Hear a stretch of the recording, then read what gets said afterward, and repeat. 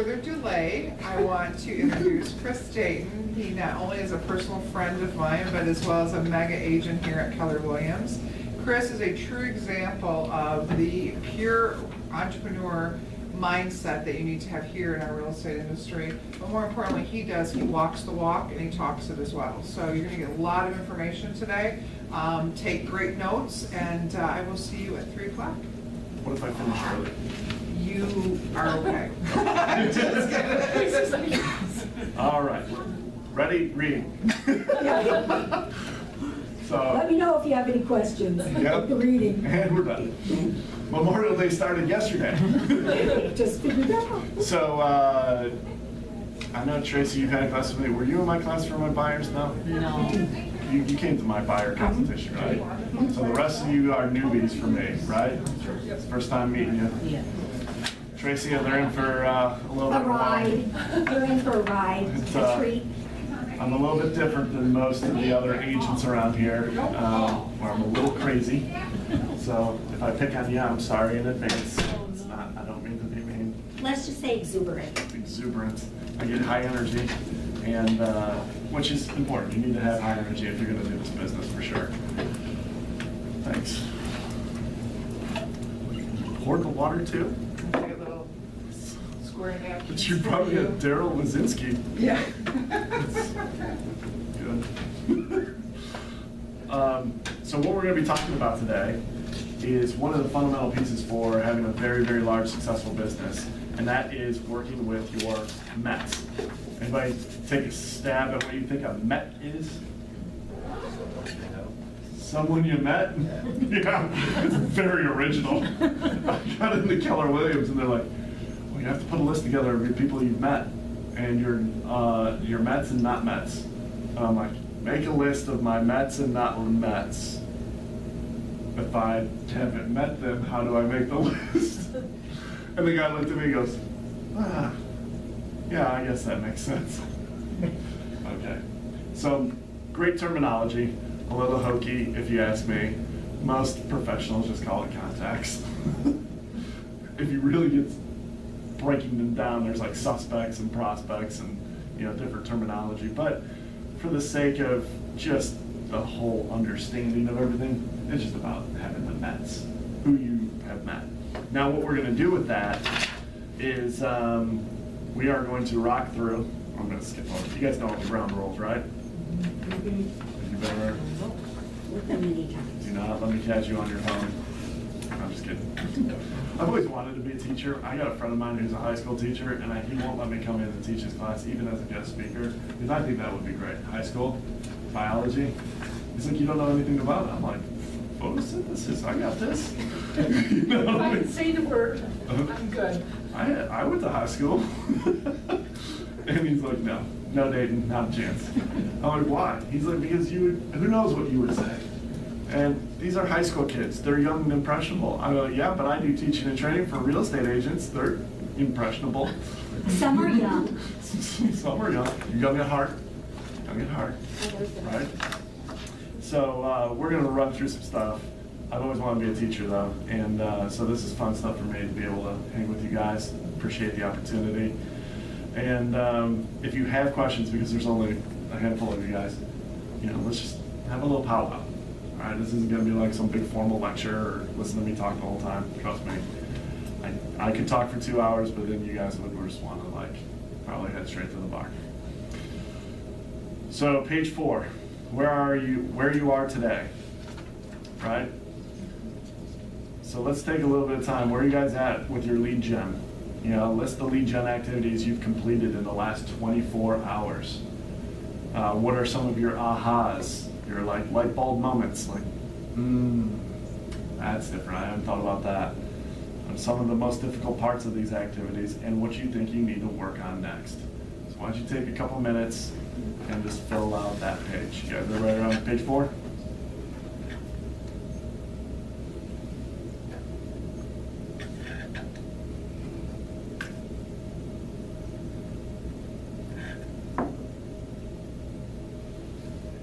Chris, what's the difference between a suspect and a prospect?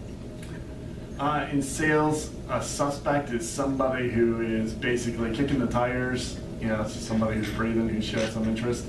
In my world, I would classify that as like a Zillow lead. And then a prospect is somebody who's pre-qualified to go buy.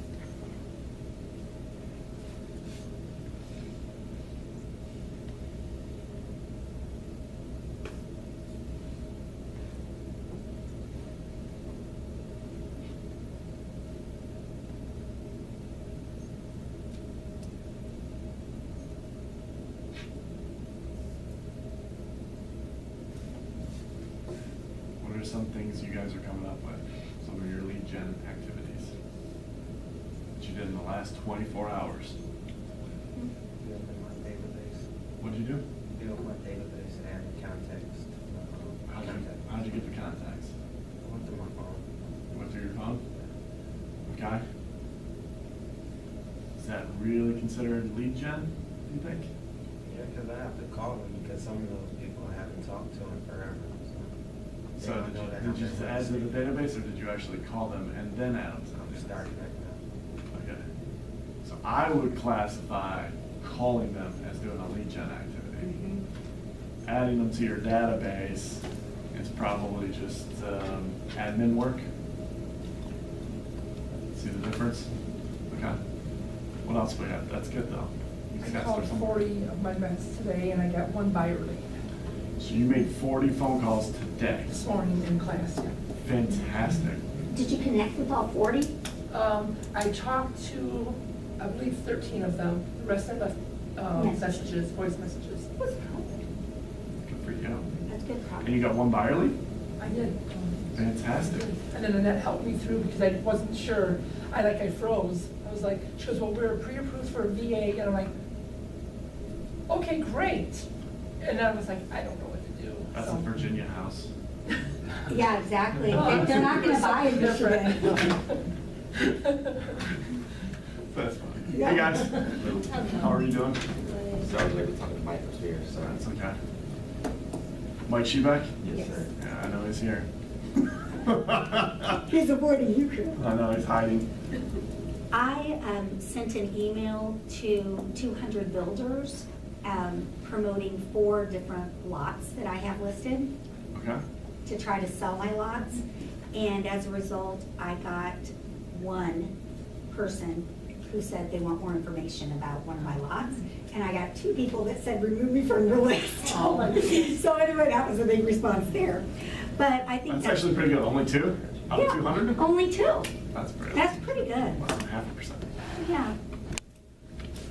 And I phoned my leads for follow-up today. Seller leads and buyer leads that just to try to move them forward. Gotcha. Perfect. Sorry to say, or sad to say, I haven't done any lead generating today, but I need to put together a plan. Okay. So that's what I plan to do within the next 24 hours, is to put together a plan to lead generate. Gotcha. Let's go around the room real quick so I get a feel for where everybody's at with their businesses and things like that, and I kind of custom tailor this a little bit. So, because I don't want to hammer people if you guys aren't ready, and I don't want to take it easy on you if you don't need it to be taken easy on you. Is that fair enough? Yeah. What's your story? This is my second week in Texas. Second week in real estate? So you just passed your test? I passed my test about 2 months ago, back in March. Okay. And during that time, I was finishing up graduate school, and I just graduated last week. Congratulations. What's your degree in? Biology. That was great. Why are you holding out on me, man? He's over there, he's got his mouth covered, he's like, oh my God, that's good. Biology, I got my master's degree in biology. Kill me, man. So that's good. So why real estate? Why real estate? Yeah. Well, I want to buy my freedom. And as a laboratory, working in the lab, I was working 12 to 14 hours in the laboratory. It just got monotonous and kind of boring. And I wanted to try something new. And I know that real estate can help me provide the life that I want to live. Yeah, I mean, you can make it whatever you want it to make it, truthfully. That's good. You like getting out and about. And Yeah. interesting thing about real estate, no one day is the same, no matter how much you time block. Well, good. That's awesome. 2 weeks in. All right. Marcus is my friend. He doesn't count. Sorry, Marcus. This is my first week in real estate. I'm working with Annette with her coaching, and she's fantastic. My brother's a real estate agent, so we're going to team up. He's been selling real estate for 13 years. Oh, wow. And I love Who's your brother? Rob Bowmer. I've heard of him before, I think. He was with Keller Williams a while ago, and then went to National Realty, but now he's back, so. Well, welcome back. Good. And you guys are going to be a team? Yes, Awesome. Good for you. yes. Excited? I'm very excited. He's ready for me to get moving, because you keep talking, but you're not doing anything. I gotta learn. You got, Gotta learn. the best way to learn is just go do it. Yeah. And doing it by making 40 phone calls, that's doing it. Okay. I didn't So- think that was a lot. I thought that No, I that's should have good. had more, but Annette said that was good, so. It's very good. Okay, Yeah. I wouldn't say it's a lot. Okay. I'd say it's solid. okay. Okay. You know, Yeah. most of the people in here would be a lot further ahead in life if they were getting one good quality lead. So if you Okay. made enough phone calls to get a client today, if you do that every single day,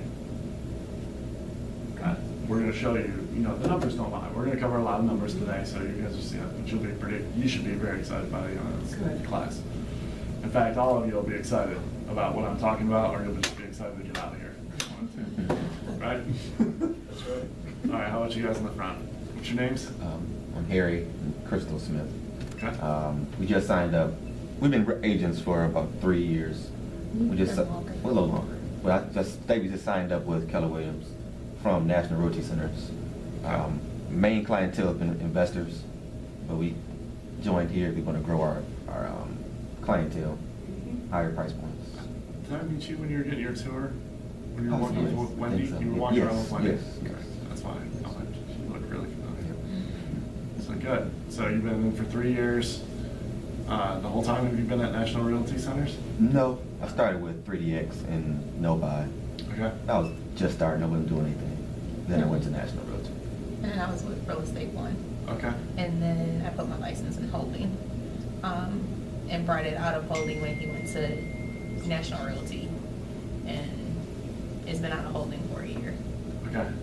So, Are you guys like a married couple? Dating? Mhm. Okay. I don't want to marry people off. I always get nervous about that. I've said that in a buyer consultation before where I'm like, so are you guys married? And she's like, no, we're not. Are we? I was like, oh my God.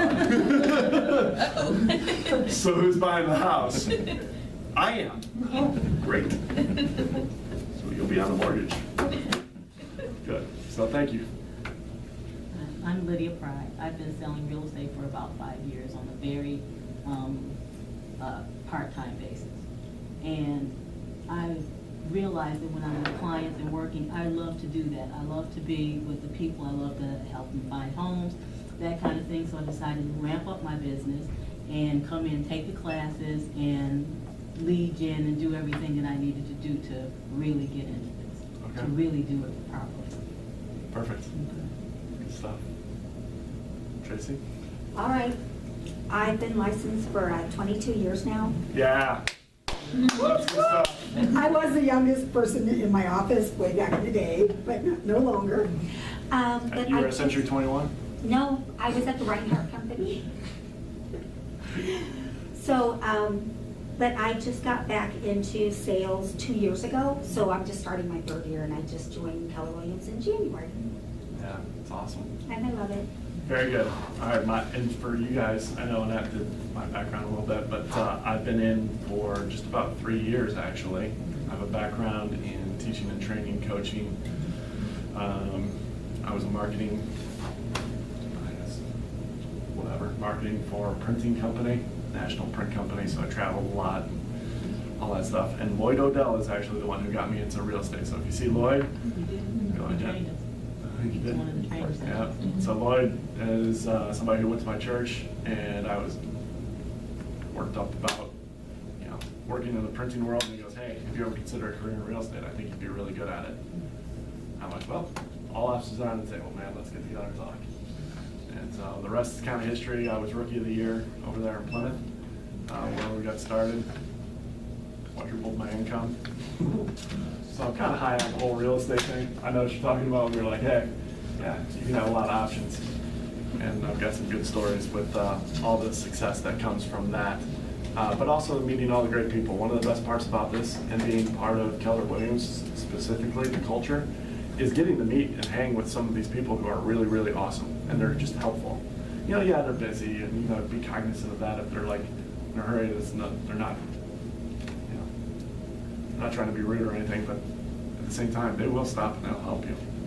Just ask questions. Annette is a superstar. It's fantastic. She's a superstar. I mean, she used to be on the radio, have a radio show, the whole 9 yards. This lady is awesome. And she knows her stuff inside and out. So anybody around here can help you, pretty much. And you guys, what the best part about that is, as you grow in your business, won't you want to help the new guy who's sitting there when you're teaching someday? And you're like, yep, I have a background in biology. And he goes, I failed biology. We'll be good.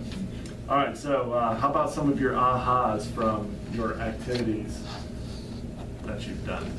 We filled out this part on page 4, so you guys can just start thinking about that as we go through this. One of mine was this morning when I was calling one of my Mets. They were excited that I was working at Keller Williams because she goes, everyone knows that name. She goes, she's a teacher. She's off today. But she goes, that's great, Keller Williams.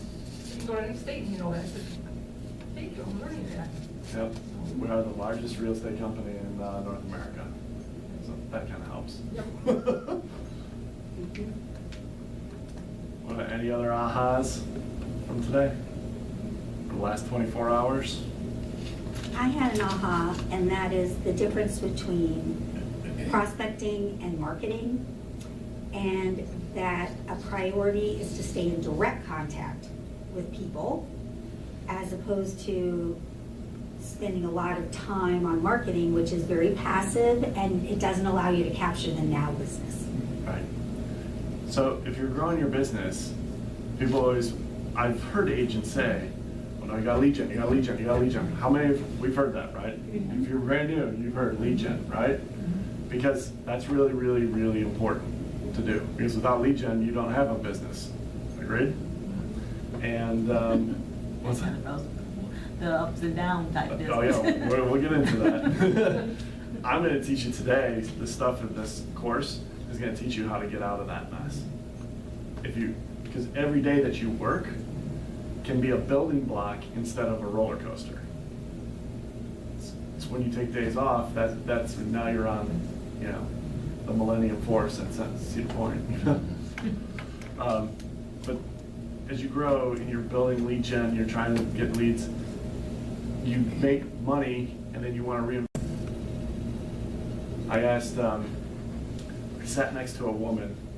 I went to a mastermind in Las Vegas for the luxury homes division. I gotta tell you, I was in over my head. I was in my first year of real estate, and I'm thinking, I'm doing great. I'm like, just a rookie, doing awesome. I made more in 1 month than I had made working at the printing place in an entire year. That's a pretty awesome feeling, not gonna lie. Can you imagine if you made more in 1 month than you made an entire year working in the lab? You'd be like, what? And so here I am, I'm sitting there, and I go in, and Keller Williams is a big company, and there's a lot of really great agents. And I'm sitting at this little round table. I didn't know what it was. It was a mastermind. I'm sitting there, and they're like, where are you from, Chris? And I'm like, Detroit. Yeah. And I had sold 2 houses over $500,000. Hey. And in that process of selling those homes, I'm like, okay, I'm a luxury agent now, right? I can do this. They start talking, they're talking brainstorming, talking about marketing. And this lady sitting next to me was from Tampa, Florida. And she says, yeah, I gotta really figure out what I'm doing because it's just so expensive what I'm doing. I'm on the cover of the DuPont registry. And I take that and I have that placement. And I go advertise that I can put your listing, if you list with me, I can do this. She's like, I'm spending $60,000 for that. And I'm like, oh my God, $60,000. I'm trying to make 60 grand, lady. Holy cow.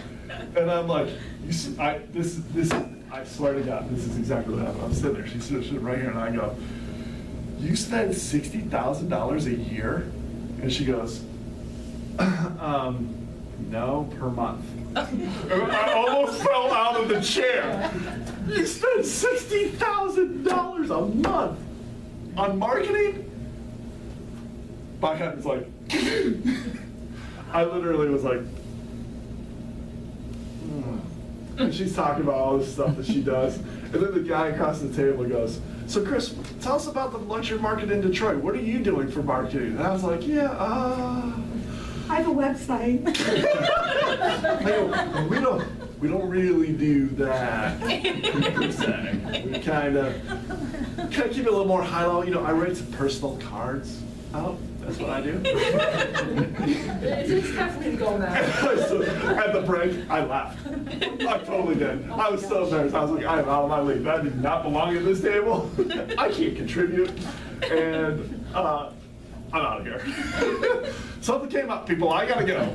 And man, it was so funny because my team leader at the time, I come back, I stayed in the room with this guy, Jim, and I get back, and I'm like, hey. He goes, are you all right? I go, oh yeah.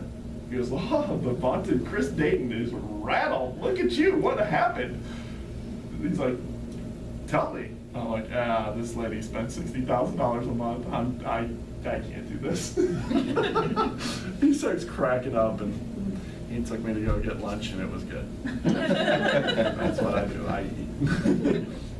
So anyway, but yeah, marketing, you got to get to that point. The point is she doesn't just show up and be like, hey, I'm a new agent, I'm going to spend $60,000 a month. That's not what happens. So you want to have that plan. You got to lead gen right now because you need business, and it doesn't cost money to lead gen. It does not. Let me rephrase that. It does not cost you money to lead gen.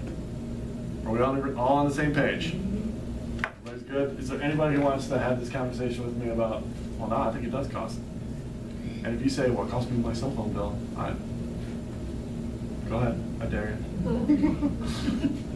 All right, so we're good on that. It doesn't cost money to lead gen, but as you build your business, you're going to want to start target marketing. You want to farm an area. You want to, do it around when you lead gen wherever, you've got a buyer.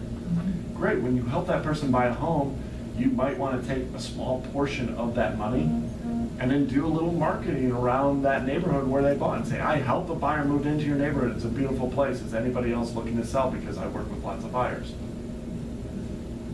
And that's going to cost you a little bit of money to hit all those homes. But you can do that. Anyway, so what's the most difficult part of your lead gen? What's tripping you up right now? I don't like calling people I don't know. Okay. That's fair enough. I like calling people that I know, but I will like stare at my phone if I know I have to go. And a lead is okay, because that qualifies as someone I know, because either they're asking me for information or it's a sign call or something, so I'm okay with that. But it's specifically like circle calling, that kind of bugs me. Okay, Yeah. that's real. That's real. Anybody else? I actually don't like calling the people I know. You don't like calling people you know? Who do you know? Yeah, so. Should we be afraid of calling the people you know? No. Okay. No. Okay, because, we have Mets, but I haven't met the people you know. They would become my Mets, and I don't know if I want to be calling them. Right, no, it's fine, everyone else could call them, but the ones that I know, it is, because they know you on a personal level, and it just seems like you're bugging them. I'll call a stranger before I call Okay, a friend. gotcha. Cool. Oh, that's real too. Anybody else? What's tripping you up? Come on, biology. Let's go. Just start.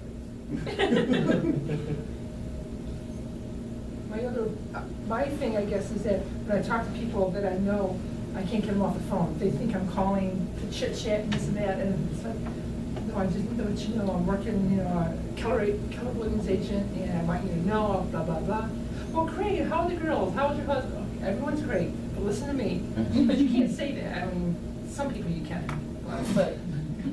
They probably won't refer you this. I was gonna say some of them won't be your friends anymore, so, I unfriend you. Rejection, not having, and then not having the answers to questions sometimes. Okay, that's real. That one's real. There you go. Same one. Same one? Rejection? Okay. What I need to work on is overcoming the fear of rejection. Okay. Awesome. I don't like cold calling. It's not my thing. Yeah. Okay. But you do it? Every day? Yeah. No, I'm almost there. I'm still calling the people that are already there in my database. People that I know. But you're calling. Yes. Awesome. Don't get down on it. Just celebrate that you are doing. You are contacting people. I don't like calling friends and talking, minding business. I find that uncomfortable. Gotcha. Do you guys want me to help you with all this? Yes. Because everything you've said is incredibly real. And this is one of the most important things, the fact that the rest of this stuff doesn't even matter.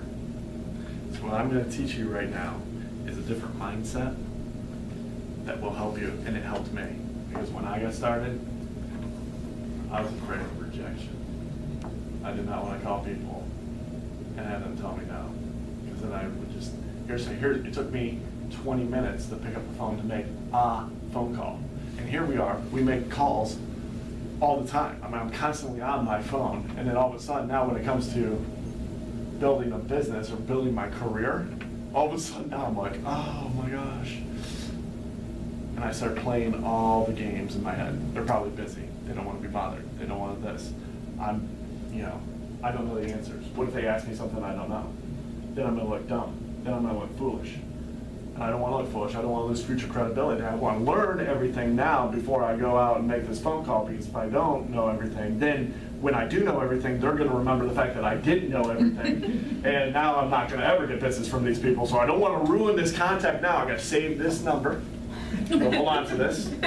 So that when people go, hey, do you have a list of names to call? Yes, I do.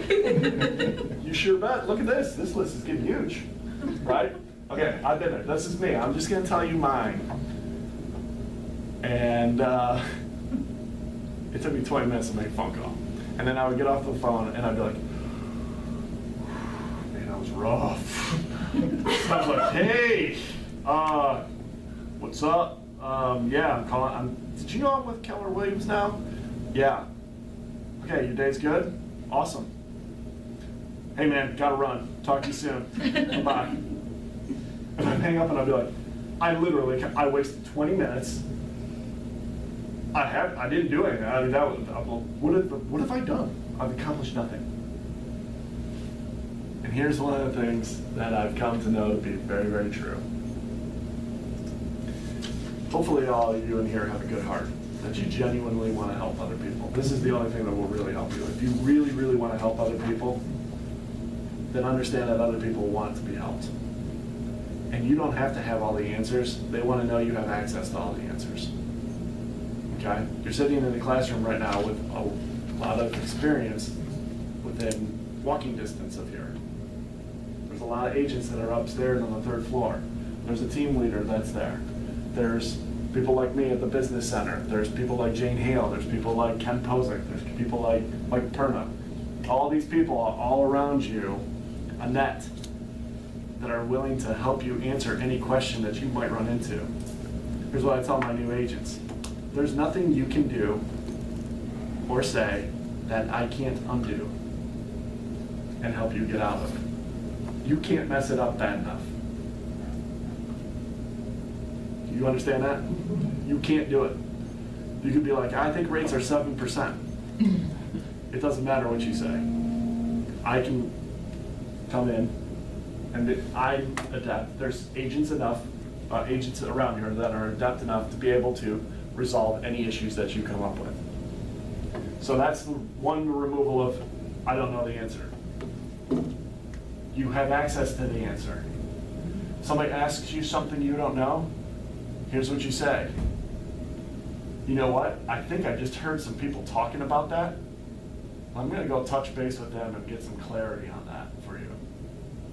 A lot of people will say, hey, that's a great answer. I'm going to go find the answer to it. No. I take it a little bit more casually. Hey, you know what? I heard a couple people talking about that earlier. I'm going to go get their opinion on it, and we'll get back to you. That's a good question. That's a great area. Let me figure that out. There's a lot of ways around that. Here's what you'll find in that process is that people will actually appreciate that a whole lot more than you off the cuff BSing them. Anybody got a BS meter? I do. And over the last 3, 4, 5, 6 months, my BS meter has like been in tune. You know what I mean? I'm done, as we transition, we're building our company, we're putting things together. You just gotta be able to call a spade and go, let's go. People gotta get out of their own way sometimes. Here's the next part. You're a good person. You're going to do right by your clients because you have character and integrity. Can we all agree that there are agents out there who are not going to do right by your clients? Yes. By the very people you know. They could end up with some agent who is a smooth-talking, slimeball. I can go through 1,000 adjectives right now. I'm trying to keep it clean. You'll run into them. You'll have to deal with another agent, him or her, that aren't out, that they're just reckless, abusive, bully, not doing what's in the best interest of the client. Do you want that to happen to the people that you know? I mean, for real. Honestly, ask yourself that question. Are you okay with putting down your phone and someone else who doesn't care what they say or think or whatever picks up the phone, gets them in a contract, and then they lose thousands and thousands of dollars because you're afraid to help them? Let that sink in. That, for me, was enough for me to be like, you know what? I'm new. I'm going to figure it out. I started making phone calls. I was making 20 phone calls a day when I was brand new. 20. I made got my database together. I was building my meds. I was adding to that. We're going to be talking about that here in a second. But for real, what you really need to focus on the most is the mindset of understanding that I'm coming from contribution. I want to help these people. I'm the best person to help them because I have pure intentions, pure motives. If you remember that it's about the client, what they're trying to accomplish, not you. I know we got a lot of goals here. We got to get a number of transactions and things like that. It'll happen. It's all good. It's all good. Does that make sense? So those are two things. be afraid of the phone. Call those people, unless they're cray-cray. In which case, let us all know. Or find the scumbag agent and be like, hey, got a lead for you. Does that make sense? Did that help you guys? And here's the other thing. You guys gotta start speaking your words. Goal cards, affirmations, you ever heard of that stuff? Talked about that? Why don't you put on your affirmation or something that you say to yourself before you start calling? I'm calling to help people today. People will be in a better position working with me than anyone else. I'm the best agent in Southeast Michigan. No one cares more about the clients than I do. That will help you make phone calls. You guys look at me like, is that real? Oh yeah, that's real. Right, Marcus? Yep. Stuff works. That's right. All right, let's get into this. Page 5. Look at that. It's gonna be 40 minutes to get to page 5. We're not getting done early. All right. So pretty much you did the intro, validity and positioning, prospecting, marketing, leveraging a database, and now we're working with vets. You guys with me? Page 6. Why don't we go ahead and read and underline, and then we'll talk about what you learned from the Mets. Use them or lose them. And when you're done, put your pens down, and then look up. That's how I'll know you're done. Underline what you think is powerful in this story.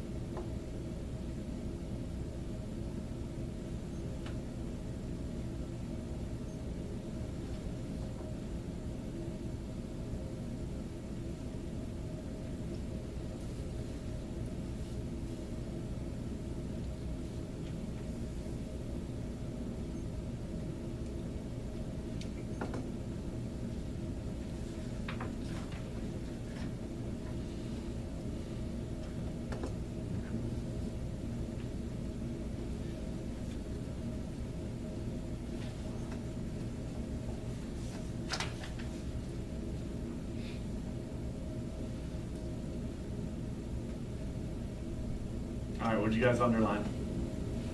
What are some of the key points? Our problem is we ignore it. Our problem is we ignore it. Anybody else have that one written, underlined? Isn't that powerful? We just choose to ignore it. Who's got something else? The human mind will forget you every 16 days. That. Sometimes there's things we need to forget. Your real estate agent is not one of them. That's a Facebook post waiting to happen, people. All right, what else do we got? I went the other route. It's a future wealth building machine.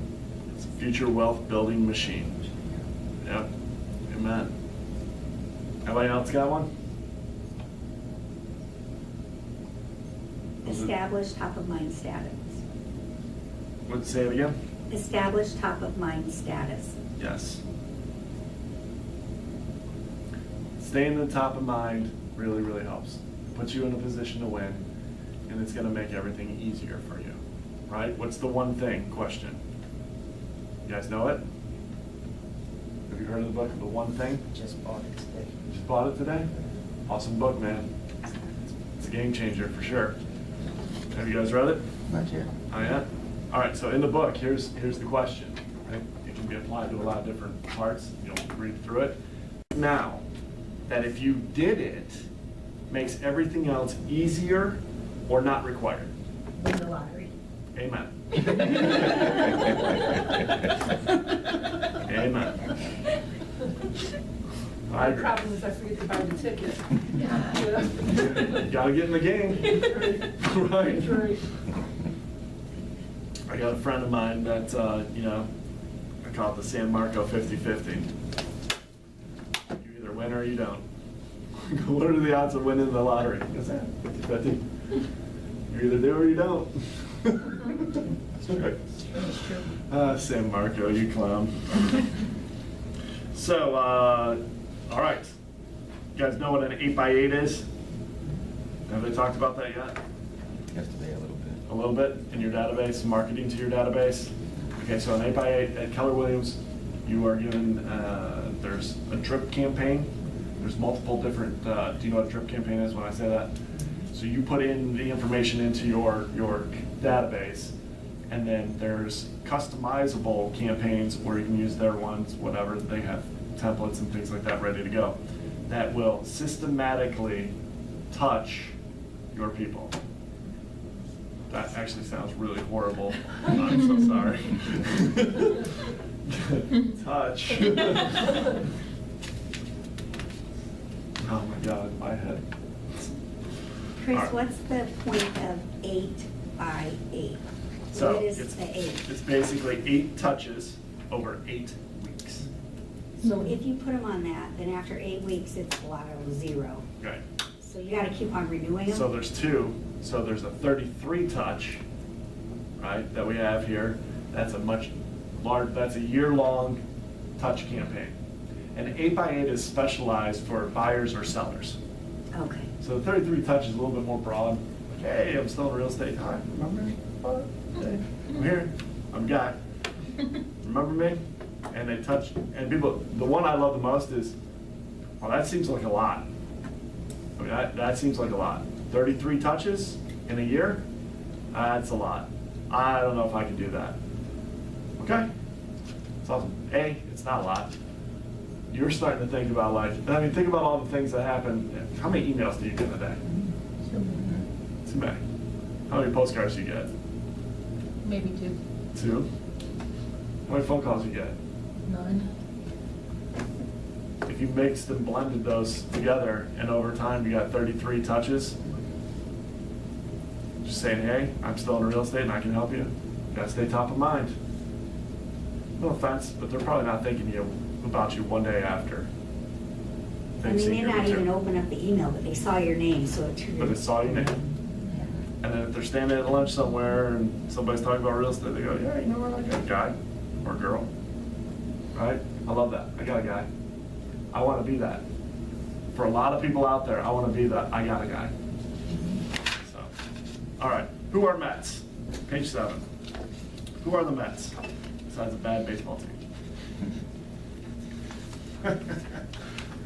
And the season is over. Mets. Who isn't a Met? Really? A really weird question. You know, unless a person is a complete stranger to you and classifies as a haven't met, they are met. Anyone with whom you've had personal contact, by phone or in person, and whose contact information you've collected and fed it into your database. Remember, the moment you make personal contact, whether in person or by phone, a haven't met becomes a met. That's why they are called Mets instead of friends, past customers, or even knowns. The goal is to turn them into people you know, into friends, and eventually into past customers. I love the little blurb over there that says, don't kid yourself, you can grow a really big business by just working with Mets. Because there's people who will tell you, oh, you gotta lead gen, you gotta go market, you gotta spend $60,000 a month in marketing. No, you don't. No, you can just build your whole business off of people you meet everywhere, every day. Today's the day. You could meet, I know Ken Posick and I were talking about, hey, one of our goals is just to meet 3 people in a day, wherever we're at, whether it's a waitress or a waiter, or you know, somebody we're standing next to at Panera, whatever, you strike up a conversation. You don't gotta be a weirdo about it, you're just friendly. I know it's an uncommon thing, but I'm not looking to get anything from them. I'm just looking to make, I guess I am, I'm looking to make a connection. I'm looking to add into my world. Why? Because I think I'm a really great person and really good at what I do, and their life will be better off because I'm helping them with their real estate needs. That's what I feel. So, could be the best day of their life. I don't even know it. Truth, everyone counts. Everyone matters. And that's just not a number game. That's just a life principle right there. Everyone counts. Everyone matters. Anything, it's funny because your Mets consist of those you've met today and those you've known all your life. That's your people you've done business with or who do business with you. It might be parents of a friend or of a child. All the contacts you've generated through your real estate business, past clients, contacts you made at open houses, for sale by owners, expireds, other agents. They're all people you can call Mets. The Mets are the regulars at your favorite coffee shop. They're people in your community association or, at your church. It grows. You cultivate it. So you might be sitting there today like, gosh, I don't feel like I know that many people. You probably do. You just haven't really sat down and thought about it. Because that's not like something that you sit around, hey, how many people do I know? Oh, let's check Facebook. Oh, I have 891 friends. Okay. Nobody ponders that stuff, right? Sure. Something you want to say? Sorry. So, how many people are on your phone? Phone contact list. You're saying you got a phone contact list? There's a great program called Contacts to Excel. I don't know if you have that or not, but it's like $5. Download it in your app store or whatever, and you can download all the contacts, all the information you have in your phone, right to an Excel spreadsheet, export that, put it right into your database. Boom, done.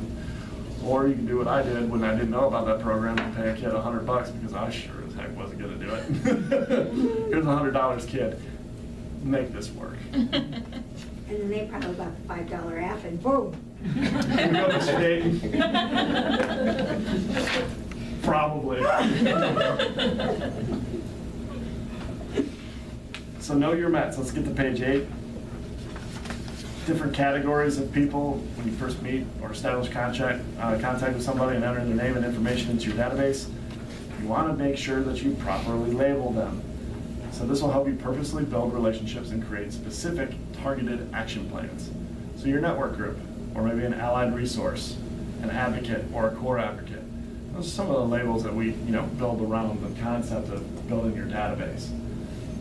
A network group is people who have met them either in person or by phone. They might do business with you. Your allied resources, a very select subset of your Met group who are in real estate related fields. So who would that be? Like mortgage people, title people, other agents. You're able to refer business across the country. Wait till you go to Keller Williams Mega Camp or Family Reunion and you meet, there's 20,000 Keller Williams agents there from all across the country. I just got a call from somebody in Arizona, Scottsdale, Arizona, that I had met. And they had a client who's moving to Scottsdale, Arizona from Livonia. I was like, oh, I grew up in Livonia. What do you know?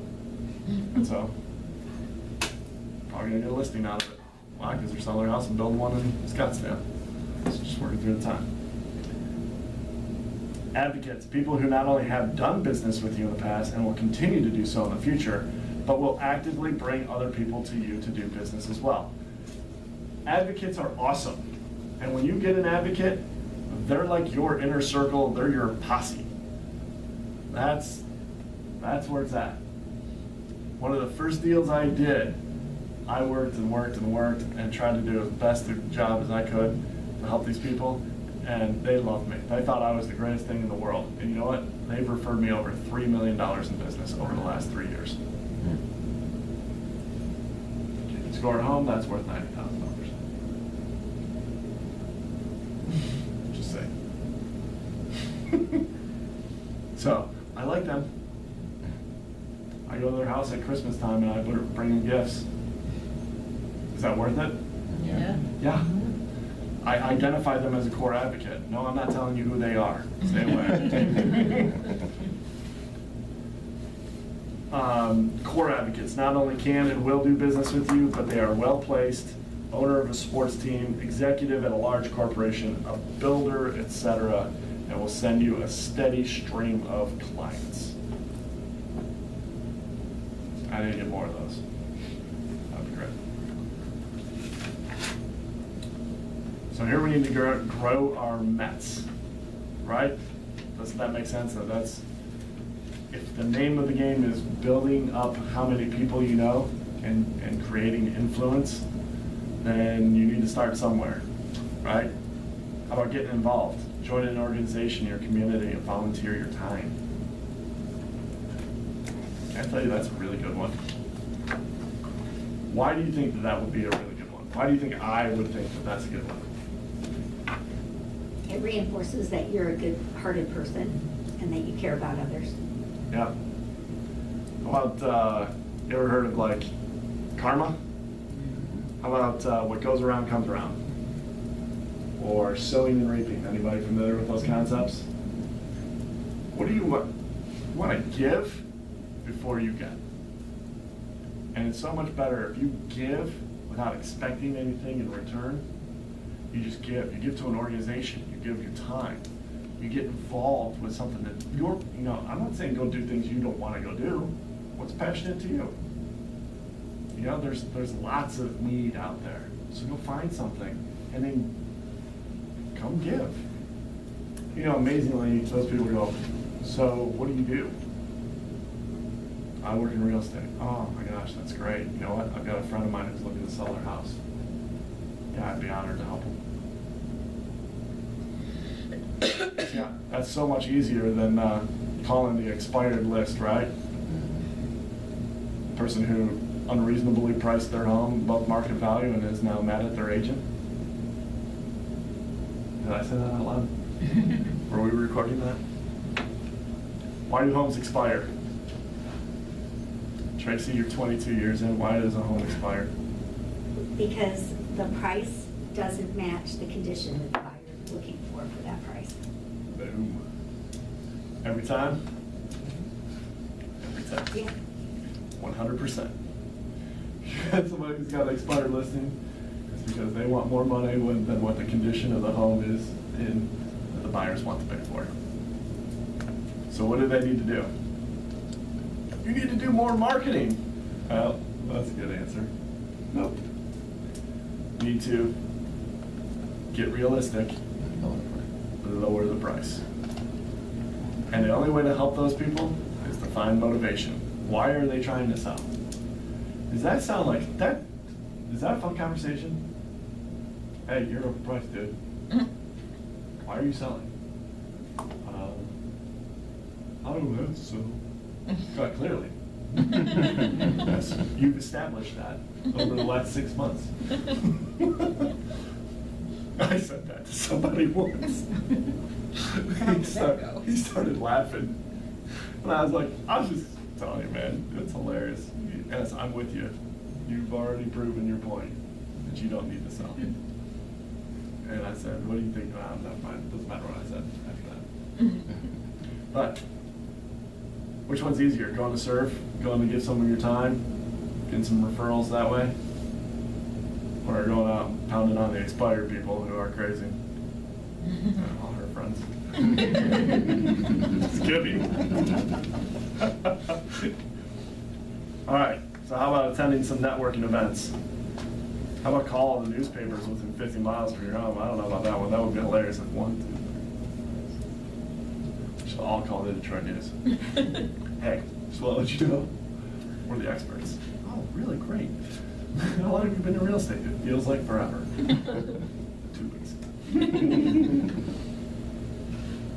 How about be approachable? Having your logo on your car or shirt will draw people to you. There's a big thing for like wearing your name badge. There's a lot of great stories. You know what? I'm waiting. I gotta get with a Suncoast guy or whatever. I want to get a nice fleece that says KW on it. That'd be cute. Those are sweet. Those, Yeah. You go wear them out. I don't need some gaudy thing or anything. I'm much more low key, but, or even I might get something with my Opulent Life logo on, which would be sweet. I think a fleece vest would be cute, because then you could throw it on almost any weather. Are you cute for you or cute for me? I'm counseling you. I'm not sure I'm looking for the cute thing. I'm looking for ruggedly sexy and handsome. So if you can help me in that Pick your regard, Tracy, poison. then maybe we can talk. Yeah. Help me, I'm trying to be cool. I'm trying to help you with that. We'll talk. Yeah. All right, how about feed everyone you meet through for sale by owners, expired listings, open houses, floor time, geographic farming into your database. Have you guys figured out that your database is like where you start your business? Has anybody said that? Did they say that last? You guys weren't. Who did the class yesterday? Was it Ken? No. It was Debbie first half and Danette second half. Okay. Talking about the database. We didn't do database, we did marketing yesterday. Okay. Ken was here So- yesterday afternoon. So here's the thing. What was that class? You guys are all like in business for yourself, right? You own a company. You get that part? So you know what every company has? They have a database of potential clients. Where are you going to get your business? And they're constantly trying to grow that database. Here's one of the things I'm going to help you guys out with. If you're brand new, and even Tracy, you, if you've got a huge database, you should go back through this. Because who wants to do a whole bunch of work and not get paid? Who wants to do a whole bunch of work, get paid, but then get nothing at the very end of your career? Nope, no takers on that? All right, here's the deal. If I've got a database of 5,000 past clients, and by database, I mean I've got all their information. I've got name, address, where they live, their backgrounds, what careers they're in. I've got the whole thing. I've got what their buy history has been, what their progression has been. I've got the amount of company dollar or money that I've made off of this particular client. I have how much they've referred to me. I have a whole bunch of data on a whole bunch of people. Is that worth something? Start now. Don't just put a name and number in there. Name and number, they already did that. That database is called the white pages. Okay? That's not worth anything. Google.com can help you. You don't need to pay anybody for that. If I had that, what do you think that would be worth? What if I told you it was worth $200 million?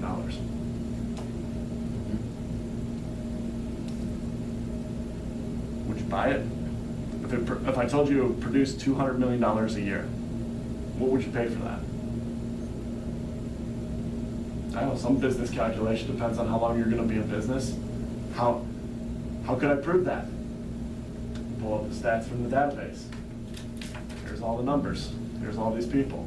Here's all their stuff. You can market to them and they will do business with this company. Right? So there's value in that. You want to retire someday from this, right?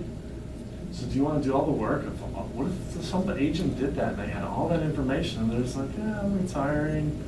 I'm gonna step down, I'm gonna go part-time, not really work on anything, and I'm just gonna ride off into the sunset. And all that info is just sitting there. And they just go, delete, gone. Or worse yet, they get to the end of their career and they don't have any of the information. They're like, yeah, I've done business with all these people, but you could look it up in public record, or, now your data mining.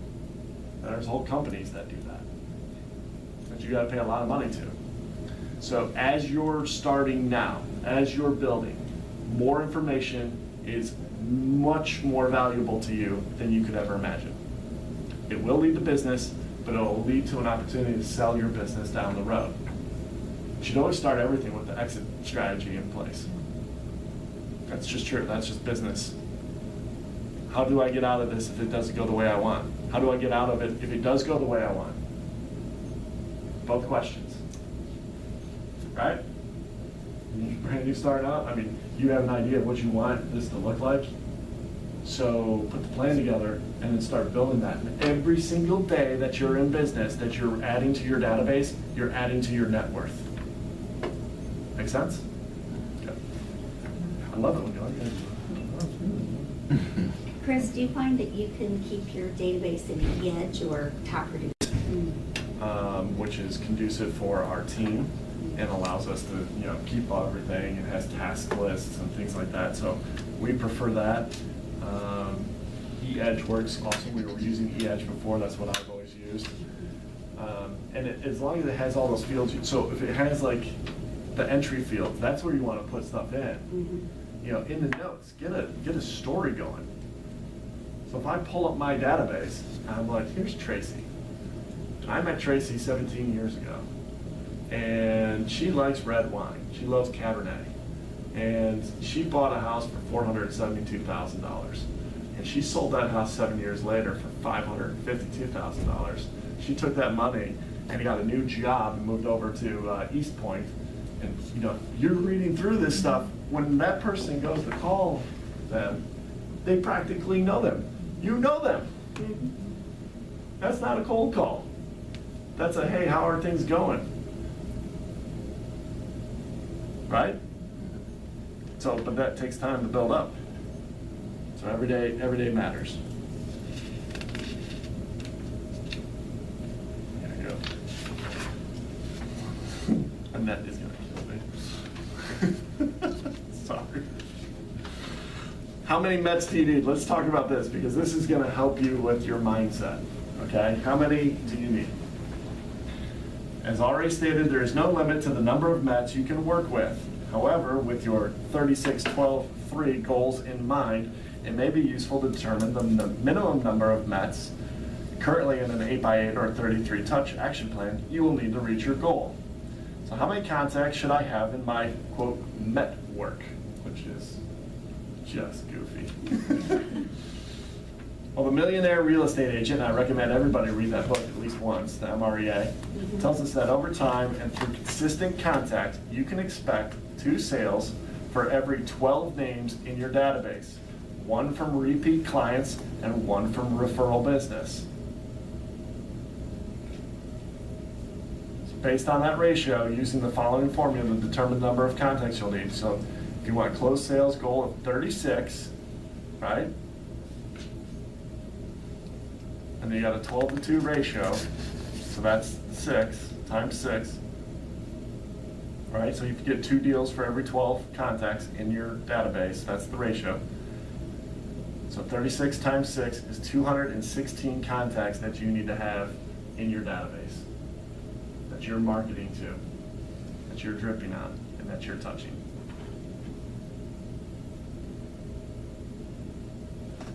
And that will get you 36 goal, the goal of 36 transactions. Does everybody see how that came together, how that math worked? How could those numbers change? The ratio changes, right? Maybe you get 10, you get 2 deals for every 10 names. Wouldn't that number go up? It'd actually go down. Number of Mets you need, times 5. 36 times 5. If the ratio goes up, it's not as good as 12 and 2. Maybe it's 14 to 2. Now you're times 7. And that's just how many more Mets you need to have in your database. So let's look at page 11. This is going to rock your world. This chart, number of Mets, 50. That's going to get you 8 transactions. That's $62,500 per year on average, with an average sales price of $250.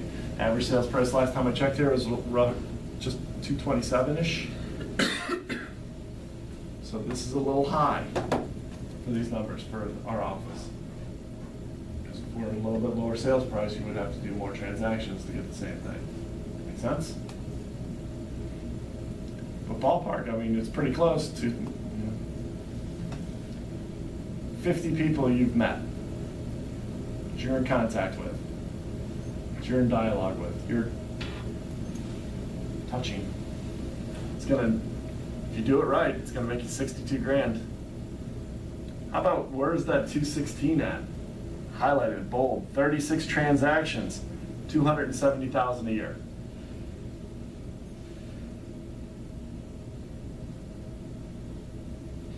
pretty staggering numbers. What's the average sale price in this example? $250? Okay.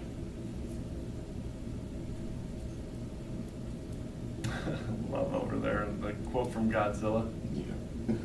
Size matters. That's what I keep telling people.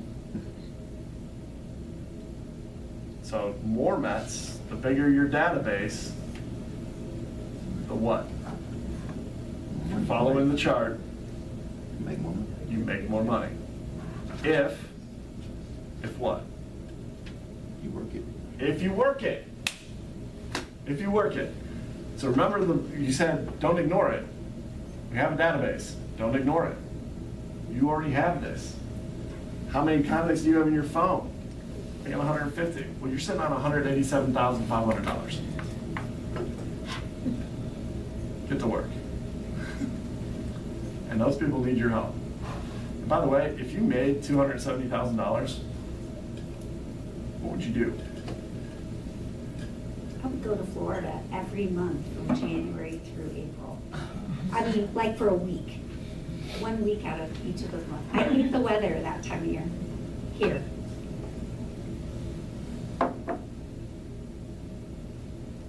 Build my own for fitness business, purchase more inventory. Yeah, awesome. Pay off my daughter's college loans. Sweet, and then what? And then, I think my husband and I are going on a trip. Ever thought about it? Mhm. Where? Hawaii, we've been there, but I'd like to go back again. Yeah, Hawaii's really nice. Yeah. Paid for my daughter's college. Okay, and then what's that paid for? She wants to become a doctor. Okay, well, actually, you need 350 bucks. Okay, let's get up there. 15 more years. My sister's a doctor. Nice. Bless you. Yeah. Bless you. Anybody else want to share? Travel abroad. Travel abroad. I'd like to go to Spain. Me too. Some Spanish rice. I don't know if that's. That's why. Thomas. Thomas. And Oh, yeah. Sangria, yeah. Spanish Go to rice. Barcelona, right? Spanish rice. Yo quiero el riso. All right. So that's an important thing that I hope that you maybe highlight that page, the chart, and keep that visual in front of you and just understand what it is it's saying to you. Now we're going to talk about actually working that database. You got to build it. Can we all agree we just got to build it? Can you agree that that's part of your job description every day? Building your database? So, good job. You beat me to the punch. You built your database today, right? But then we're going to talk about what? Owning that database, working it. Step one, build it. Step two, work it. So, myth, if you build it, they will come. Truth, all businesses must drive their customers to them. I was asked that question, what's the one thing you could do that if you did it, it would make everything else easier or not required? I was asked that question before the book even came out. I had a coach who's a MAPS coach. I had won a couple free coaching sessions with him, and he goes, I want to ask you this, Chris. You're doing great in your first year. Asked me the question, and I thought about it, and my response was, I would increase my notoriety. Because if everybody knows who I am and knows what I'm about, then the business would come to me. Because everybody says lead gen. You actually described a method that people would lead gen for you. Yep. Lead gen is important. Can we agree lead gen is important? It's very important. Is it valuable? Yes. Yeah, like it's Yeah. extremely done. Are there things that are more valuable than lead genning? Mhm. That's a good question to ponder for you, where you're at. And the answer is, it depends. Depends on where you're at. What if you've got so much business going on that you don't know what to do and you need to lead gen? You're gonna have to give up something. So now you're gonna have to start gauging valuability. That'll work. Kind I don't think so, but it makes sense. of. You know what I meant. It makes sense. Exactly. Exactly. Like, do I work this deal or do I get a new deal? It helps me. Who wants to read this out loud from Bruce Hardy, this little boxer? Who wants to be my volunteer? All right, nice and loud. Bruce Hardy of the Hardy Group knows a lot of people in Spokane, Washington. Now, but that hasn't always been the case. When Bruce started in real estate, he had just moved from Australia and knew almost no one in town. He wanted to change that fast and get face-to-face with as many people as possible, as quickly as possible. He chose to host open houses, collecting contact information from the people who attended and putting it in his database. In fact, he put everyone he came across into his database. He used this simple script. I send my friends and customers information on real estate market from time to time. Would you be interested in receiving it? If they said yes, he replied, great. What's your address and phone number? After 10 years, Bruce has a Mets database of 4,700 people. Early on, he contacted everyone in his database once or twice per month. Today, Bruce capitalizes on proven marketing action plans, the 8x8 and the 33 touch, to stay in touch. He phones his core group of Mets at least 4 times per year and persistently asks for referrals. When he meets new people, he puts them on an 8x8 to initiate a new relationship. What do you guys think? I think Bruce makes a lot of money. Yeah. So why is networking important? Okay. Why is it important? It says right at the top. So people choose to do business with those that they know, like, and trust, and then remember. So you gotta be on top of that. People might know you, they might even like you, they might even trust you, but if they don't remember you, then it doesn't matter how much they knew you or liked you or trusted you. So our job, because you're already gonna be known, you're already gonna be liked because you're good people, and you're already gonna be trusted because you're trustworthy, your job is to be remembered. So people first and foremost have the freedom of choice when it comes to selecting their real estate agent, right? There's a bunch of us out there. You have the right to earn their business, so how do you do that? Well, stay in touch with them. You need to establish yourself as honest, hardworking, and caring so they come to like you and trust you. And then you don't want to wait for the business to come to you. You just get in front of people and that you know. You want to meet with them on a regular basis and remind them of your value. How do you do that? You tell stories. Tell stories. You know, I've told you stories of other people that I've done business with. Has that established that I've helped other people? Yep. So as soon as you get a story, a success story that you were able to help somebody or do something. I mean, one of my favorite ones is I helped my sister. One of the first things, we sold her house. She was upset. She wanted to get a little bit more money for her house. It didn't, it wasn't.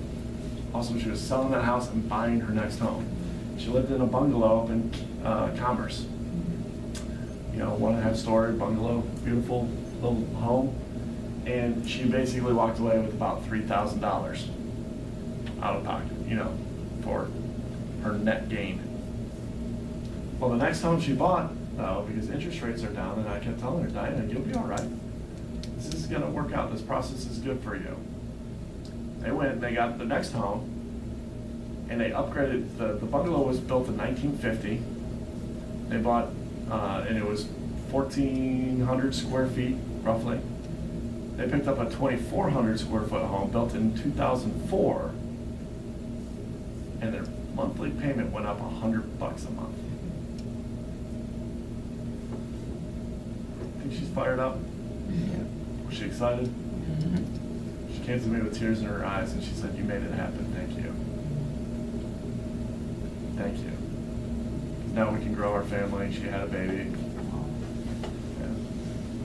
And it's a powerful story. I go over there now. So now when I was over there just the other day, I said, hey, did you know that house sold in your neighborhood? Your house is probably now pushing over $300,000. She bought it for $264. 2 years ago. she's probably pushing 3. But good for you. I know if you want me to break that down, after if you actually wanted the cost of selling the home to move to your next, you're after costs and everything, you're probably right around plus 25,000. Great job on buying the home when you did. Great move. Am I reinforcing the value? I'm giving her a compliment. I'm saying, hey, good move. But did I not just reinforce the value of working with me as a real estate agent? Credibility. Do it all the time. Look for ways to do it. Page 15. Truth. It's not who you know, it's who knows you. Isn't that awesome? It's not who you know, it's how many people know you. Are there any librarians in the room? No? Yeah, I had an agent in Ann Arbor. Some of you guys don't know, so I used to manage the Keller Williams office in Ann Arbor last year. So I recruited a new agent. I worked with new agents all the time. I helped you guys get up and running. That was fun. That was my job for an entire year. And I had an agent who came to my office and she had tears in her eyes. She said, I can't do this. I go, okay. And I had just met her, just knew her into my role, and somebody else had recruited her. And I said, well, why don't you feel like you can do it? She goes, because I know what you're going to tell me. I go, and what am I going to tell you? You're going to tell me I have to go talk to people. I have to go out there and I have to contact and prospect. I either have to go door knocking, or I have to do an open house, or I have to go stand. I've heard you, Chris, you said, just go to Panera and say hi to the people around you. And I go, and? She goes, and I'm not going to do it. I go, okay. What did you do before real estate? I was a librarian. Maybe you should go back to being a librarian if you want to be left alone. You know what I mean? You are in the wrong business. We are in a people relationship business, a highly emotional, highly vain industry. We're judged on all these things, and how we look and how we act and how we behave. And that's why we all got our picture on our card, right? You're right. I look. My first business card, I was like, I'm different. Came to Keller Williams, my card was blue. I'm feeling like all you people. I mean, the people in the office were like, okay. And I was like, yeah, whatever. Probably didn't work out as well as I'd hoped. We're in a people business. You better be comfortable with talking to people and engaging and interacting. You know why? Because they're looking to you for answers and for leadership. And they want to know, not that you know the answers, that you can get the answers. Right? So it's not who you know, it's who knows you. You gotta get out of your shell if you want to be known. Let your high I take over. Everybody know personality types? Everybody do the DISC, D-I-S-C? You know it? Yeah. Tony Robbins. Go to Tony Robbins. Search Tony Robbins DISC. Awesome. That's my homework for this weekend. Yeah. She's will love it. Yeah, it's a great thing. Write this down if you want to know what personality I am. I'm a 99D and a 99I. So I'm very, very conflicted individual. Which basically means I'm a type A, in your face. Let's get this done right now. We're taking back our community. We're doing this for Jesus. We're going out right now. We're taking back our country. Right after I get done playing these video games. What's up? Oh my God, did you see that? Did you catch Walking Dead last week? Oh my God, it was awesome. Game of Thrones rules. That's me. 99I, 99D. And when you see it come through, you'll read all the things about a D and an I and be like, yep, that dude's crazy.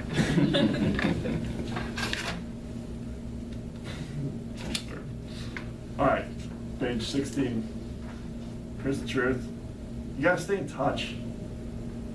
So just because you called somebody 3 weeks ago doesn't mean that you shouldn't call them again. And just touch base. Say hi, hello, how's it going? Talk about the market. You guys have access to Realcom? Got some stats? Pull some stats. Have a good talking point. Hey, when you go to a party, people love talking about real estate. Not the parties you go to? I don't know the parties you go to, I don't. Cracking me up, man. Do you have children? Mhm. How many children do you have? 3. Well, 2.5. How did you get a half child? That's on the way. It's on the way. Oh, congratulations. I'm pretty sure by definition, that's still a whole person. Not to get argumentative. Your face is priceless. 2.5. I'm like, where's your white picket fence? What, you're all demographic now? You live in the suburbs? You drive a Honda?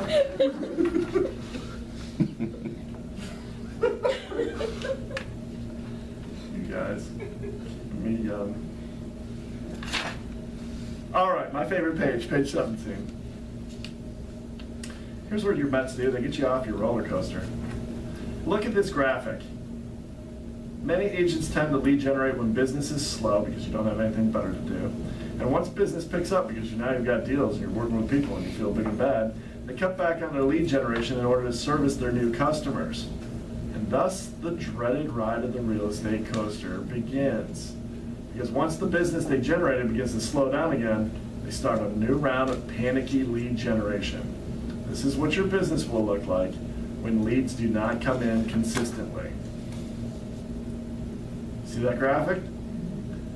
I'm lead gen, whoa, I'm closing the businesses. Oh, I'm not lead gen. Oh my God, now I gotta lead gen again. Oh my God, I'm going. Hey, don't do that.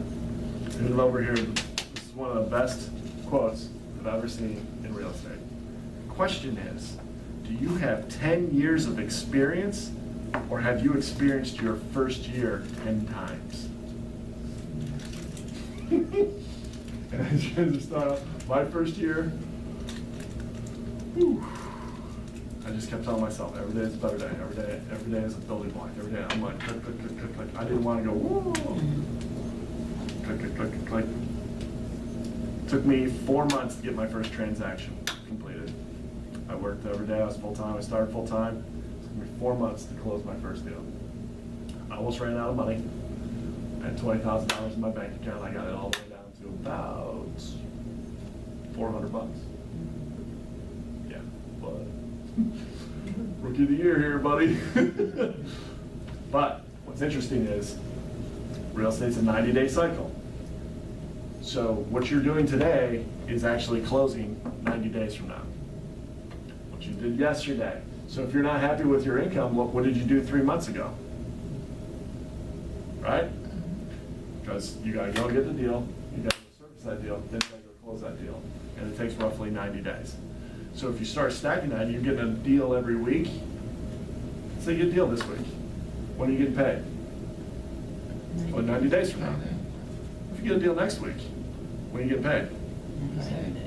At 97 days. Right? So when that 90 day comes and you get paid, when are you getting paid again? Not 90 days, next week, and next week, and next week. And that's exactly what happened. I had one deal that closed. The next month I closed another deal. The next month after that I closed another deal. The next month after that I closed 2 deals. And the month after that I closed 3 deals. That was the month I made more money in 1 month. Because I did $1.4 million in volume in 1 month in February. In February. You know how I did that? What's 90 days before February? Back it up. Thanksgiving. November. November. You want to watch it? This is awesome. Show up in November, you know why? Because all the other agents disappear. There ain't no competition. They're all out having parties. They're working every weekend, on their, Thanksgiving belly. They're going to family parties and this, and that. They're not showing houses. I was out showing houses. I was making it happen. And then you start closing transactions every single month. Boom, boom, boom, boom, boom. Now you got a career. Now you're down here at the bottom, lead generation. That was me at the bottom here. Took a while. Consistent lead gen. Any questions? If I say anything that's like overly complicated or that I've lost you, you guys still having fun? Yeah. Everybody having a blast? Yes. It shows.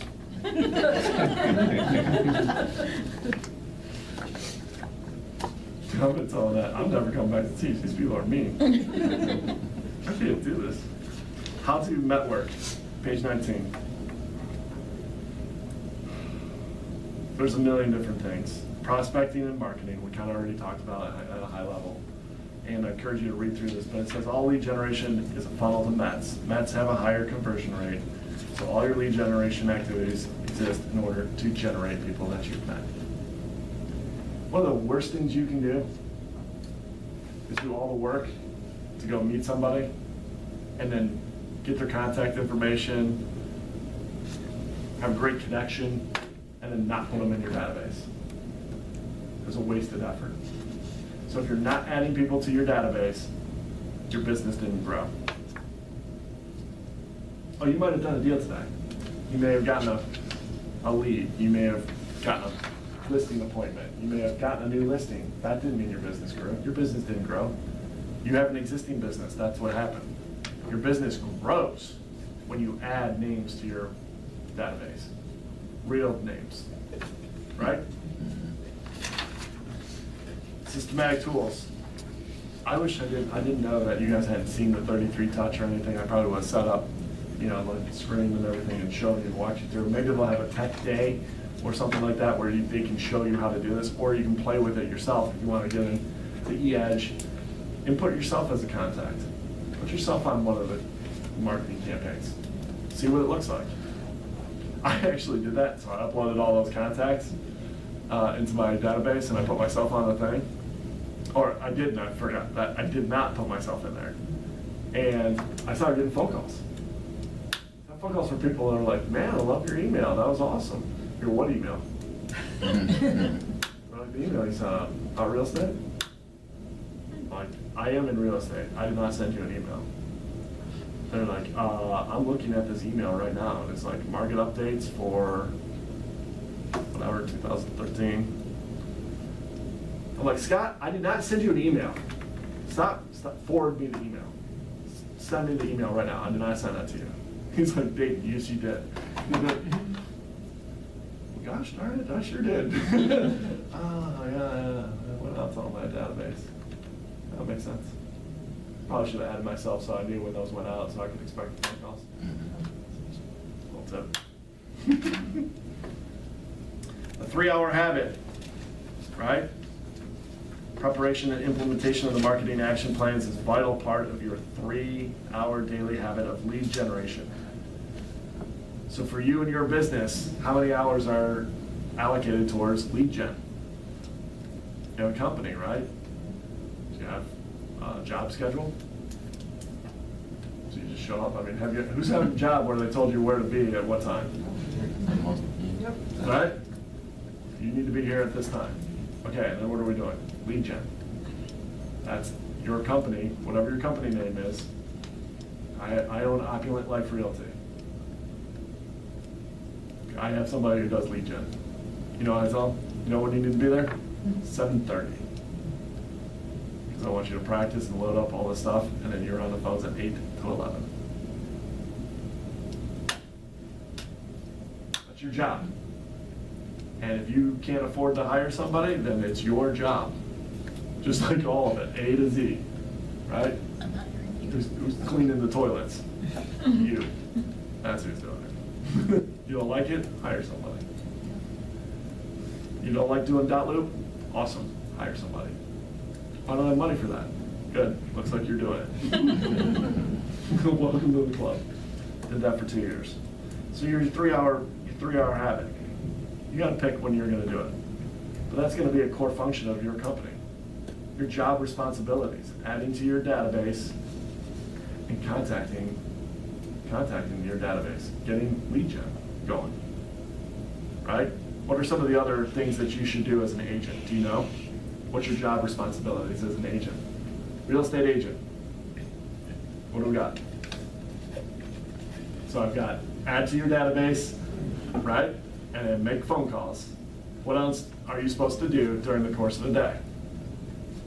Follow up. Follow up. Show property. Show property. write a contract. Listing presentation. And work the deals. Any of those more important than the other? Yes. Yes. Any more valuable? Do you notice the trend that I've asked this now twice? I've asked you, think about what's important, what's valuable. Depends on how much, where do you place value on your time? You gotta allocate those times and make it happen. And what do you do if somebody decides that they're not going to show up for 3 days? What would you do? Very least reprimand. You're gonna reprimand, you write them up? At the very least, yeah. Get the mirror out in your office. You know what? Instead of your latent tardiness, your attitude kind of sucks. I'll write myself that note. We need to make some changes around here, and I'm not sure you're gonna fit into the plan moving forward. So we need an action plan, and things need to change, and if they don't change, I'm gonna fire your ass. You're like, you're a sexy beast, I'm hiring you right now. Look at that smile, I can't say no to that. In fact, buddy, you get a raise, let's make some calls. Right? But if it's just you, see, when it's just me, those are the conversations I had with myself. You gotta get real,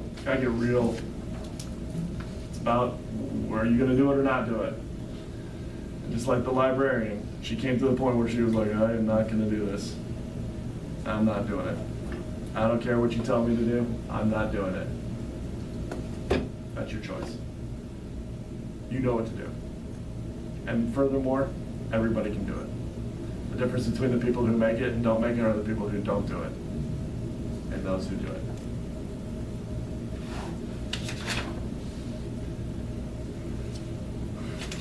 The 8x8 on page 22.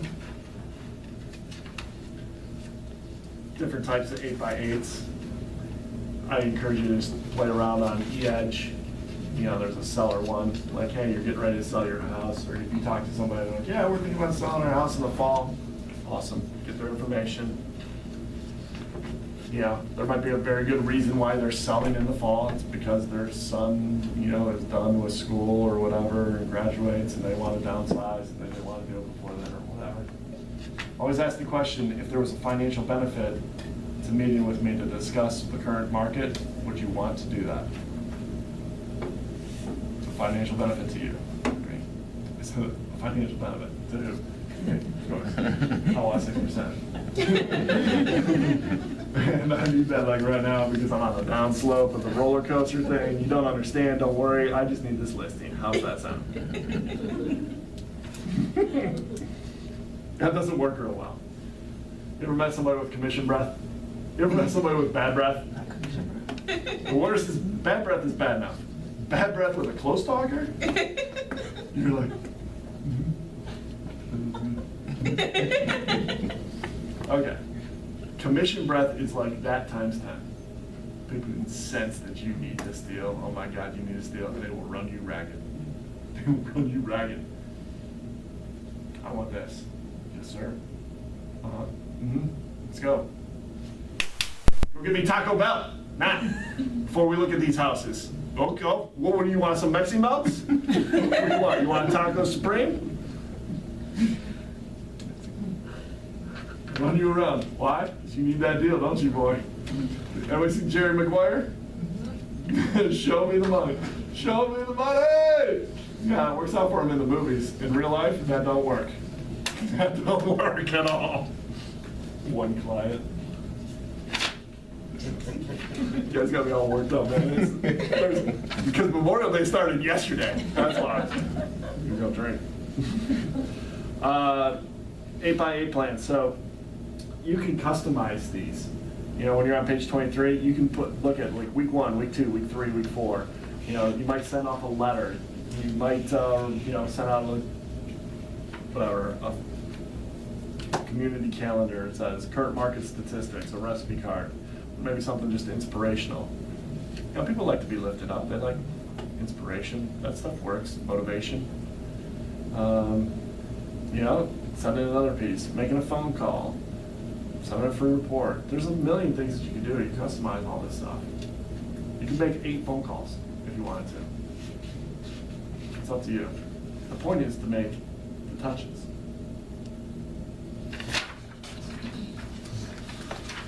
Nine tips for implementing the 8x8 action plan.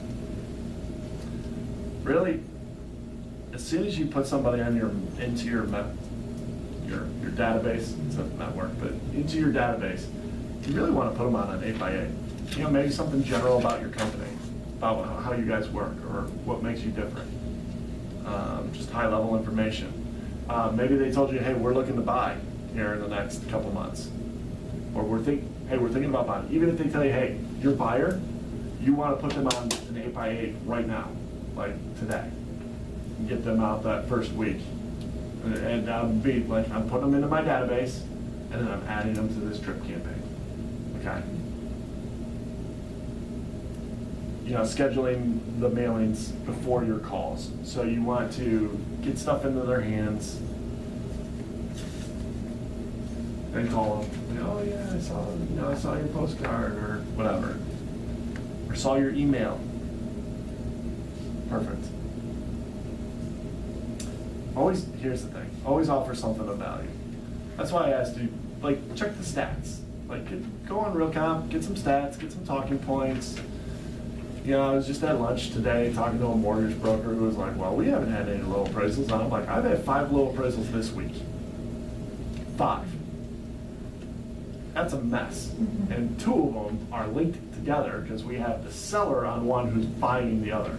So the person's buying their home, the appraisal came in low, and the house they're buying, the appraisal came in low. Wow. How's that gonna work? But I had some good talking points. I'm talking to this guy, I'm like, hey, you got appraisals low? What's going on? And he's like, well, no, we've never had that problem. You know, because we've had so many, you know, it's just now becoming a problem, you know, because I think, you know, the market's kind of shifting. I go, no, it's not. I have the stats. There's 4 qualified buyers for every. The answer is, I was telling Marcus, so we went to lunch and I left this meeting, he's like, wow, you're a little huffy. Like, well, that's because I'm hanging out with somebody who's trying to make stuff up. Remember my BS? Thought it was a little high. Here's the reality. The reason the appraisals are coming in low right now, back up 90 days. What was 90 days ago? February. Where are the comps from? February. January, February, December. Those are where the comps are coming in. They're a little bit low. We'll get through this. They'll be like, wow, I think the market's shifting.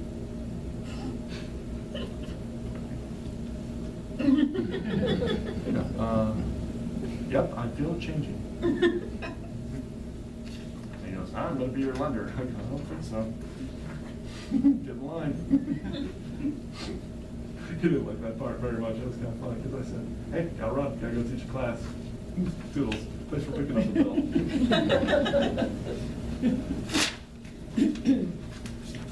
Modifying your 8x8 to work for you. This is just knowing who you are, how you want to work. If you remember what I told you at the beginning, the mindset of just touching base and knowing that you're going to do a great job for these people. You're worthy to call them.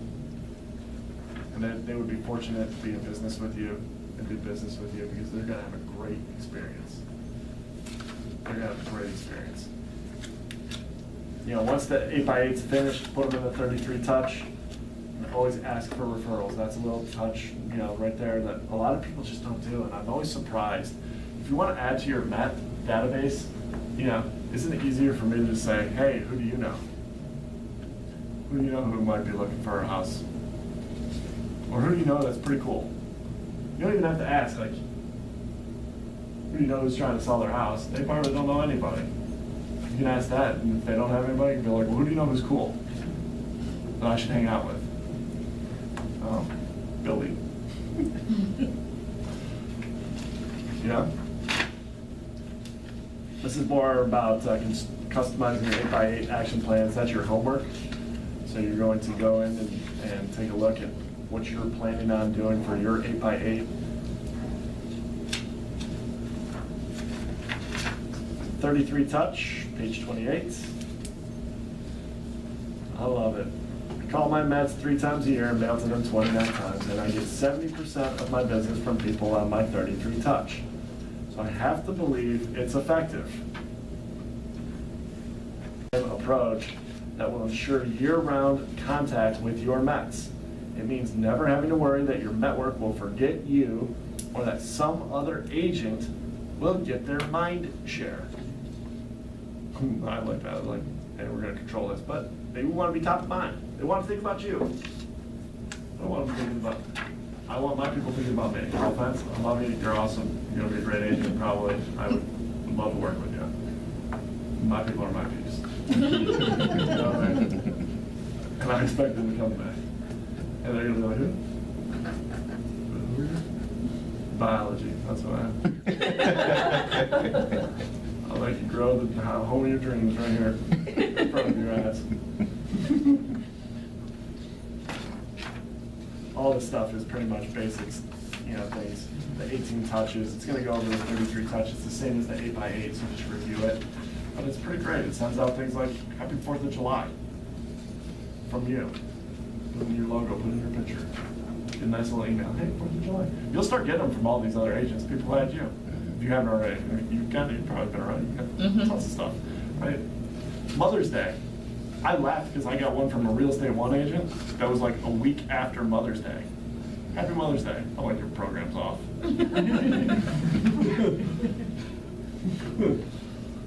Hopefully you don't miss contract dates like you missed this one.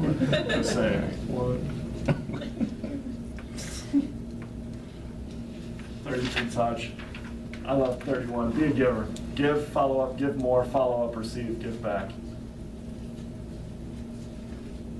You are the best thing that can happen to these people. Stop concentrating on your commission and look at what you can do for your client. I get into curiosity and find out information that I wouldn't have known if I hadn't called and probed more deeply. Doesn't that just sum up today? Pretty much, pretty well. You're the best thing that can happen to these people. You are the best thing that can happen to these people. Stop worrying about your commission. It'll come. Get into curiosity and find out the information that you wouldn't have known. Get a little bit deeper. Here's some good scripts to dialogue with. Hello, this is Chris Deighton from Keller Williams Realty. How are you doing? Did you happen to receive the email that I sent? Did you have a chance to look at it? Because the reason I'm calling you is to find out who you know who might be buying or selling a home. Hello, this is Chris Deighton from Keller Williams Realty. How are you? Good, good. Did you happen to receive the email that I sent to you? Oh, great. Well, did you have any questions? No, we're good. All right, well, just a quick reminder, if you happen to know of anyone who will be buying or selling, you could please provide me with their name. That'd be awesome. And if there's anything else I can do for you, just let me know. 3 basic scripts. And you're like, you didn't read it right. Yes, I know. I make it my own. Understand that kind of. Anytime we were with scripts, so you guys are brand new? Have you gotten scripts? Yes. Okay. So you probably look at them like, I could never say that. I'm not saying that. Why would I say it like that? I sound like a Robotronic. Hello, hi, my name is Chris. I'm with Keller Williams Realty. Do you have a minute? Great. Wait, you're talking too soon, hold on. Okay, no. And great. I was wondering if you knew anybody who was thinking about selling or buying a home. Please don't do that. Please, just stop. Just be your normal self. Grab your phone. Hey, it's Chris. Hey, I'm just touching base with you. I want to touch base with you and just let you know I'm looking for more business. I'm calling you real quick.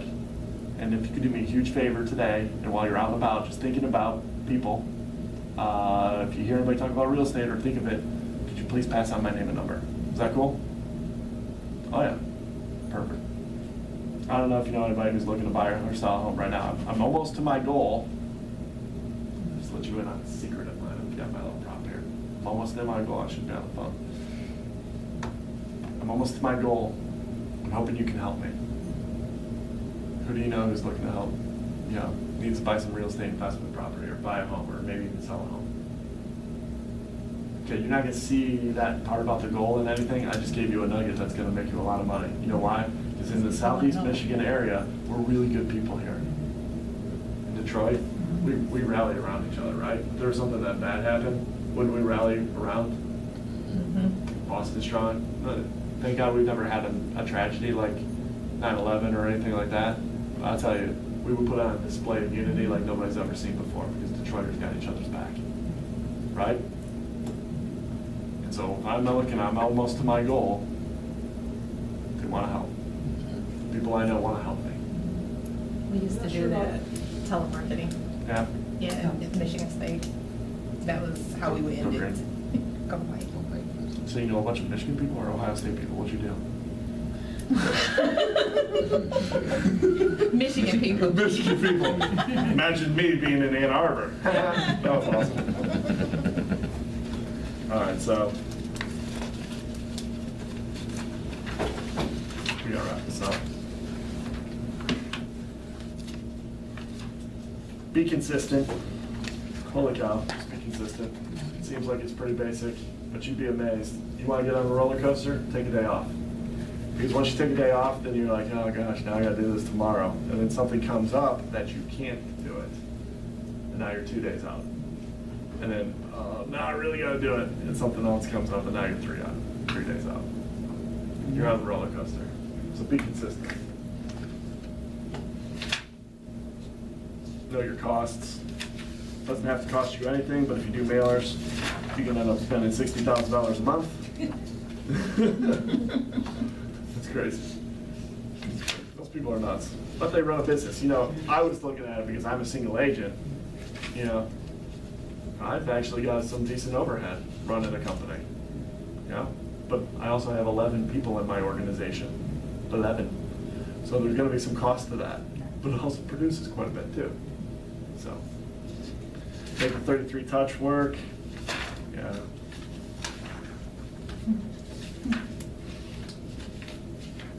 Your inner circles, your allied resources. You guys are brand new, you know, who are brand new in here.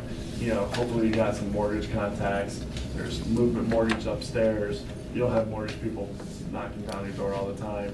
Pick somebody that's good, that works for you, that matches your criteria for what you're looking for. It was pretty awesome. Just yesterday, I went and spoke in front of 150 loan officers from Charter One Bank from all around the country. Stephanie and I were asked to be on a panel. That's my partner, Stephanie. And, you know, it was awesome. We killed it. We're up there telling them, like, hey, don't disappear at the end of the loan. You know, when we're trying to get a clear to close, stop it. Don't go in the witness protection program. I don't know if that happened or if aliens abducted you. I don't know what's going on, but I need some answers and I need them right now. So maybe send me a text message or an email or a phone call or send somebody over. It's 2015. There's a million ways to like communicate. Pick one. Place starts losing it. It's awesome. President of the company came up to me afterwards. He was like, that was fantastic. Advocates, I mean, a lot of this stuff we've already really covered, which is good because we're out of time.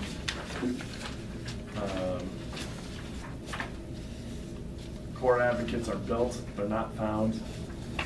You have to develop those relationships. You gotta go find a relationship and develop that relationship. The people you know who are closest to you now, they didn't just show up one day and they're close to you now. That's just not how it works. You have to put in time. It takes time and effort. You're not gonna be like, hey, Chris, I'm sending you an email. I have 4 core advocates. I found them yesterday. Yeah, no. That's not gonna happen. You might have 4 core advocates next year. Okay? And that would be people that you've worked with, that you develop a relationship with, that they trust you, they like you, and they remember you. Make sense? I skipped that story. More about core advocates. Referrals, holy cow. I'm gonna wrap up with this because that's the end of this. Really, you guys can reach.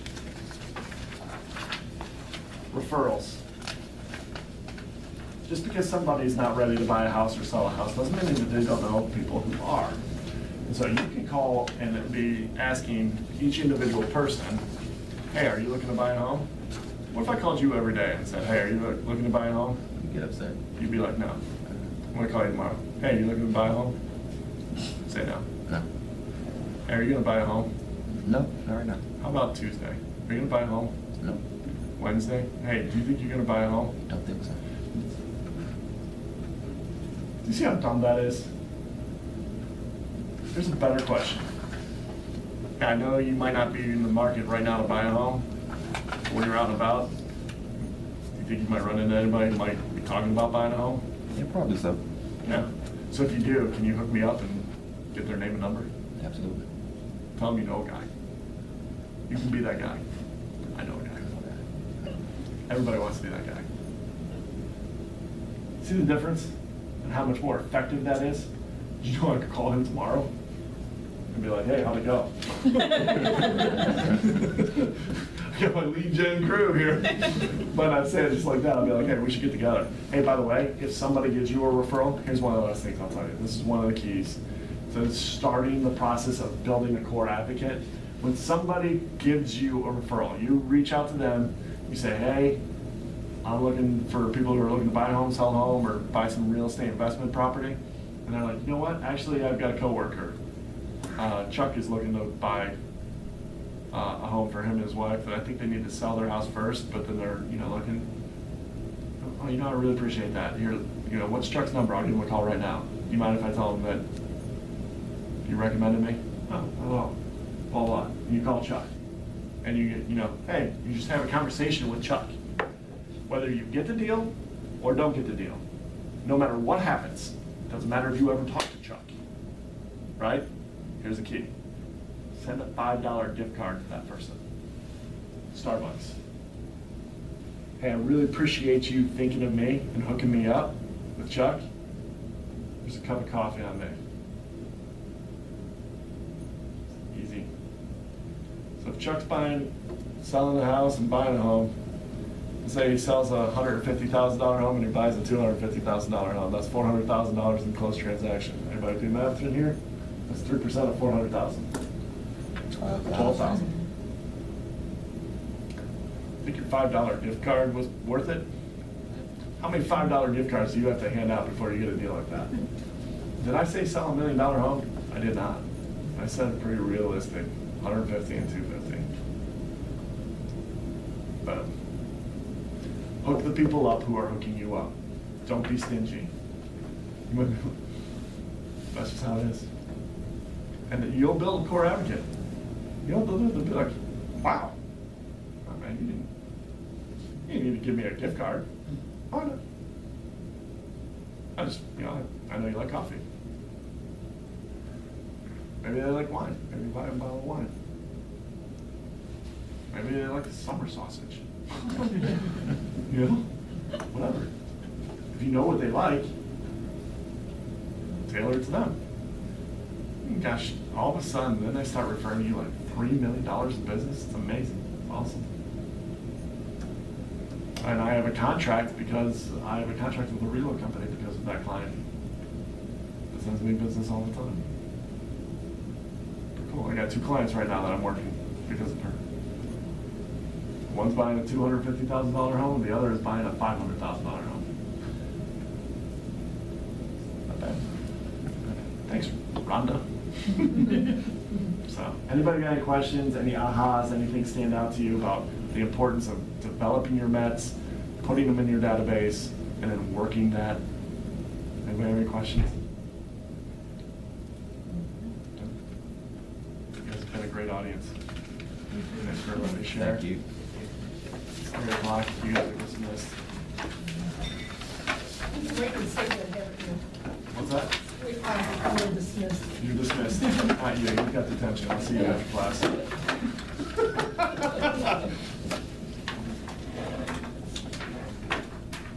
You guys fill out the comment cards? Holy cow. If you give me highest marks across the board, I'll love you forever. I'll come do a fire consultation for you. I'll take a referral. A referral? I'll take your database. Yeah. Stephanie might be a little upset with that.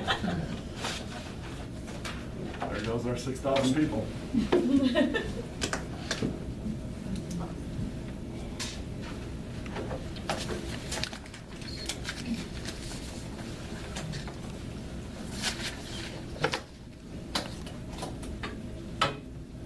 Card. My card with my email on it, my cell phone number's on it. If you ever need anything, Thank you. Thank you, Chris. if you have questions about anything, please feel free. You already have my Thank card, you. but you have it You know what, I on. do save it for the next one. All right. Thank you, though. Chris, I have 3 hours a day, 7 days a week. Five. Yep. Mm. We're working Monday through Friday.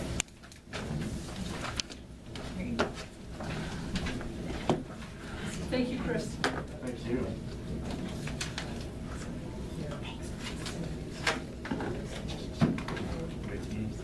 Hi. Excuse me, sorry. Okay. No, you're fine. It's always the same.